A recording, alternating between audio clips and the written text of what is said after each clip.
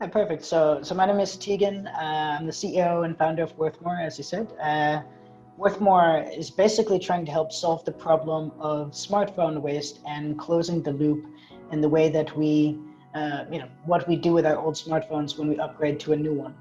Um, we started this project a long time ago. We had been working in the smartphone kind of sector in a different startup that I was working on. And we started to realize how big of a problem it actually was when you start to dive deep and do a bit of the research. So, in Denmark alone, each year there's about 2.5 million smartphones that are upgraded, and 150 million phones are upgraded across Europe. But currently, less than 20% of those are finding their way into the second-hand market. So there's a massive amount of devices that end up wasting away in people's drawers or never being used again.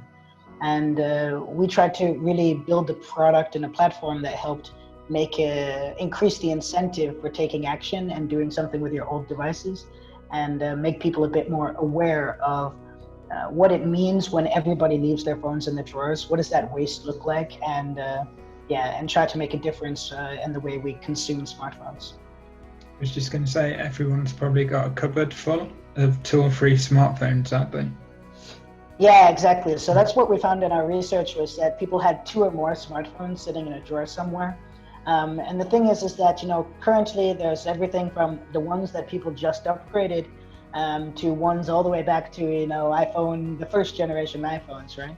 And for a majority of devices, they've been there so long that they're not really super valuable to anybody anymore. But they still used a massive amount of resources. I mean, in Denmark, when we look at just the numbers of some of the minerals and metals, it's like 45,000 kilograms of aluminum, 60 kilograms of gold, and 10,000 kilograms of cobalt. And these are things that are not, they're making a big impact. They're coming from places where they might be causing a conflict to extract them from the earth. They may be not being mined in very sustainable or humane ways in a lot of cases. And the big tech companies are kind of flying under the radar, we believe, where, in a lot of cases, people don't think about their old smartphones as anything that could have an impact. We talk with a lot of people who are very conscious about their impact they're having on the planet, and want to be the most sustainable versions of themselves. And then we ask them how many smartphones do they have in the drawer. They're like, yeah, I've got 3, 4. And they're like, where did that disconnect happen? I do think it's that, especially there's this trend of, once we're sort of aware of ways that we can make a difference, I think a lot of people want to, and they when they think about it, they say, this is actually a good idea and I want to contribute. One of the things we focus on is that, we've been working, as I said, in this kind of industry for a while, is the sort of motivations. And